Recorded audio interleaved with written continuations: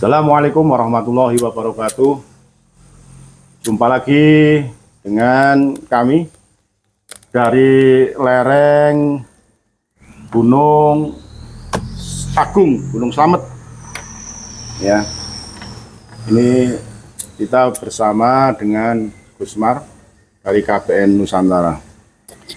Saya ingin bertanya Gus terkait dengan pernyataan Abah Aos yang kemarin dulu sempat kita dengar, kita dapat berita kabar bahwa Abah Aos menyatakan di tahun 2024 itu akan turun yang namanya Imam Mahdi, dan sudah dinyatakan secara resmi di situ bersama jamaahnya bahwa Imam Mahdi tersebut adalah Anies Baswedan. Nah, menurut Gusmar sendiri dengan pernyataannya Abah Aos itu, apakah itu betul bahwa apa yang disampaikan oleh Abah Aos itu apa? Karena terkait dengan apa yang disampaikan oleh Abah Aos, bila mana itu betul Imam Mahdi itu Anies Baswedan, kalau tidak memilih, ada kata-kata besok di tahun 2024 pemilihan presiden, siapapun tidak memilih Anies itu dianggap sebagai musuh, bahkan dinyatakan dengan terang benderang sebagai dajjal. Menurut Gusmar gimana? Terima kasih Kang Huri. Saudara-saudaraku sebangsa setanah air yang saya cintai, saya banggakan. Ya, yang pertama saya ingin tanggapi dulu Kang Huri. Ya. Saya sebelum ini memang sudah mengangkat terkait potongan videonya yang katanya itu adalah Abah Aos. Banyak di komentar video saya sebelum ini menyatakan bahwa itu Abah Aos, muridnya Abah Anom dari Suralaya, Tasikmalaya, Jawa Barat. Kalau Abah Anom kita semua tahu adalah perguruan Thariqah Qadiriyah wa Naqsabandiyah. Nah, ada yang berkomentar di video saya bahwa katanya itu adalah pernyataan pribadi atau khusus untuk jamaahnya. Ada yang komentar begitu.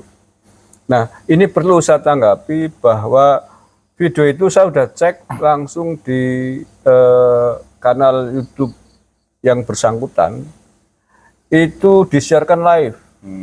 Disiarkan live panjang, dan memang ada potongan video atau ada bagian dari rangkaian seluruh video itu yang Abah Aos, katanya Abah Aos itu ya mengatakan demikian.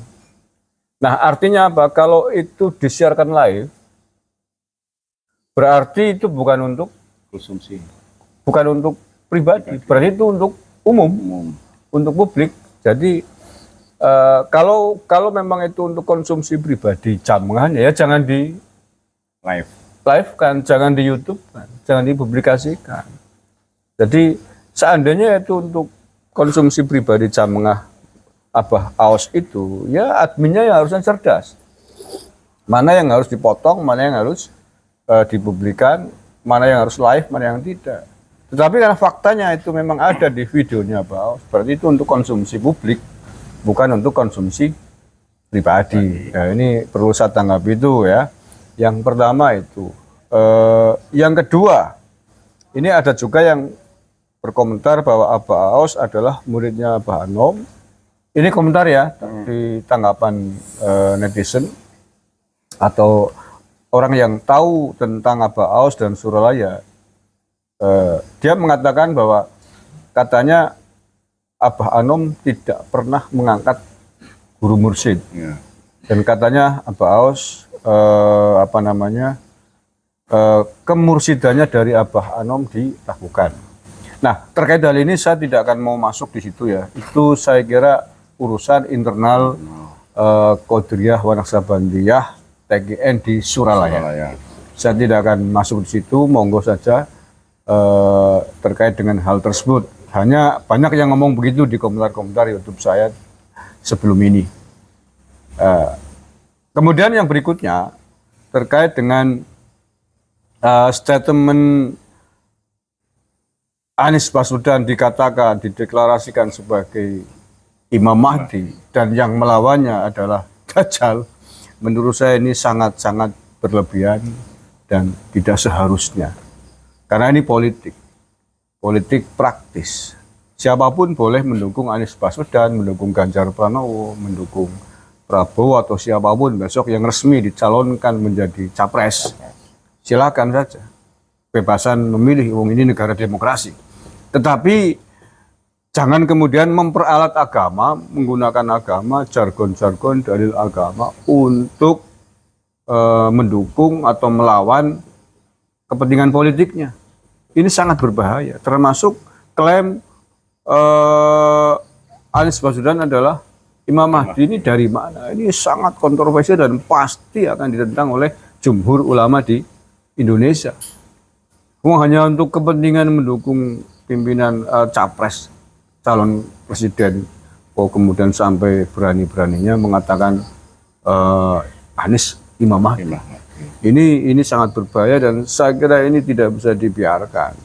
Saya tidak tahu seberapa besar pengikutnya Pak Aos di Jawa Barat ya, tetapi seberapa besar, sekecil apapun atau sebesar apapun, model-model kampanye begini tidak bisa dibenarkan, tidak bisa ditolerir siapapun yang melakukan, berjamaah sedikit ataupun banyak, karena membahayakan keutuhan bangsa dan negara, membahayakan keutuhan NKRI. Coba misalkan satu sisi, satu pihak pendukungnya Anies Baswedan ngomong begitu, di sisi lain pendukungnya Ganjar nanti misalkan mengatakan hal yang sama, yang Imam Mahdi adalah Ganjar Pranowo, yang berlawanan tidak sepakat dengan Ganjar adalah Dajjal.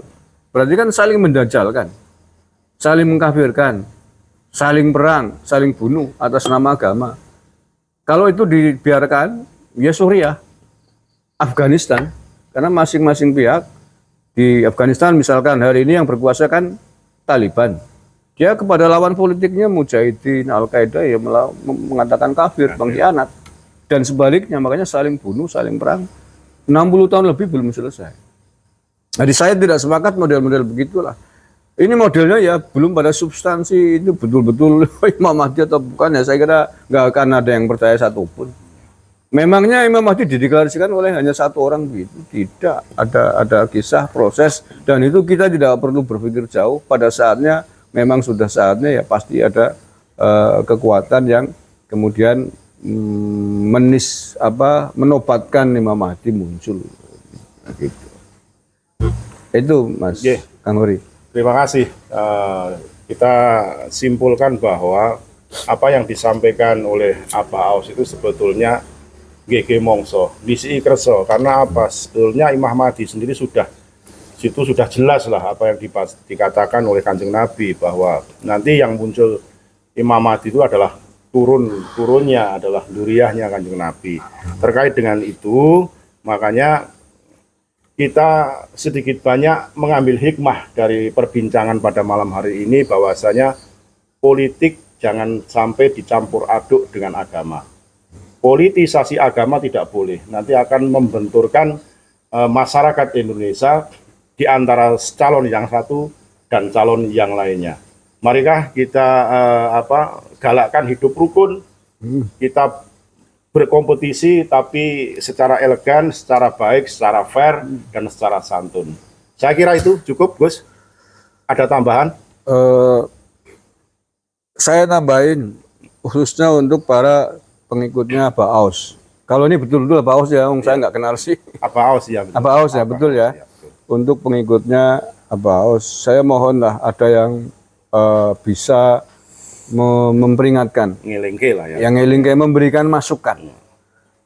masukan kepada beliau bahayanya politik identitas, bahayanya menggunakan ayat-ayat, apalagi sampai mentasbihkan Anies Baswedan sebagai Imam Mahdi. Ini sudah luar biasa, sangat-sangat keterlaluan. Nah, satu itu. Yang kedua, kalaupun itu untuk internal, konsumsi internal, ya jangan dipublikasikan. Kita memaklumi, kalau itu untuk internal ya monggo jamaahnya, jangan dipublikasikan. Jangan disiarkan di YouTube atau media-media sosial yang lain. Karena kalau sudah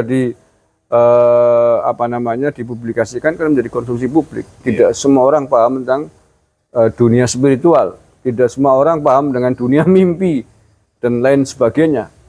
Biarlah yang paham hanya Pak Aos dan para pengikutnya, dan itu konsumsi pribadi. Karena ini di luar masalah Imam Mahdi ya. Memang praktisi spiritual terkadang mengalami mimpi yang bisa jadi petunjuk, kalau benar, bisa jadi juga sebaliknya. Bisa jadi mimpi yang menyesatkan.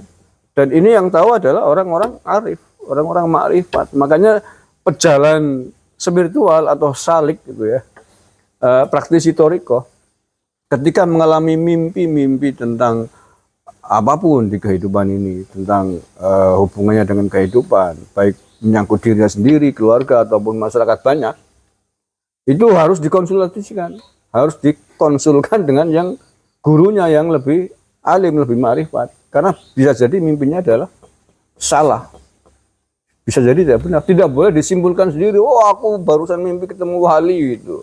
Disuruh berjalan ke arah utara. Padahal yang dimimpi itu bukan wali.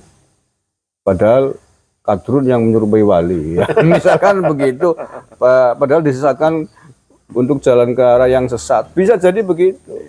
Lah kita yang masyhur aja lah. Kebetulan saya kan juga praktisi di Qadiriyah Wonosabandia. Ada cerita yang sangat masyhur terkait perjalanan spiritual Syekh Abdul Qadir Al-Jailani. Sudah menjadi syekh, sudah menjadi mursyid, sudah punya murid banyak. Ketika beliau suatu saat sedang bersemedi lah, katakanlah begitu bahasa kita lah ya, atau berkhalwat. Itu didatangi makhluk mengaku Tuhan. Pernah dengar kan? Mengaku Tuhan dan mengatakan, ya Abdul Qadir, mulai saat ini kamu sudah menjadi manusia sempurna, saya bebaskan dari seluruh peraturan syariat gitu loh. Nah ya, coba kalau yang menerima itu bukan Syekh Abdul Qadir, mungkin sudah langsung mendeklarkan diri kan, saya udah bebas dari syariat, saya udah menjadi orang hebat. Tapi kan Syekh Abdul Qadir orang arif, orang pintar, langsung tahu ini kamu nih kadrun belis gitu kan.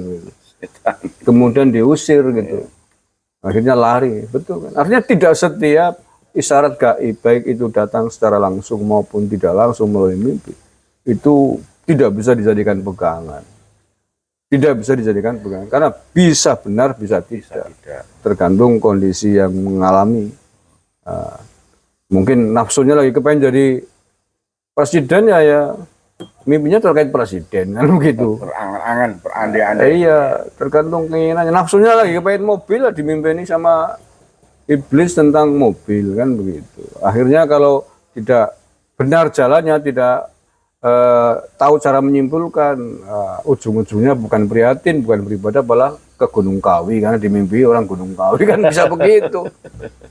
Itu gambaran lain. Ya. Makasih Kang Uri. Yeah. Saya kira cukup apa yang menjadi perbincangan kita pada malam hari ini. Semoga ini menjadi pencerahan buat kita semuanya terkait apa yang menjadi statement atau apa tadi yang disampaikan oleh Abah Aos yang notabene sudah terlanjur viral. Kita simpulkan bersama-sama sesuai dengan bidangnya masing-masing. Salam NKRI harga mati Nusantara milik kita. Assalamualaikum warahmatullahi wabarakatuh. Waalaikumsalam warahmatullahi wabarakatuh.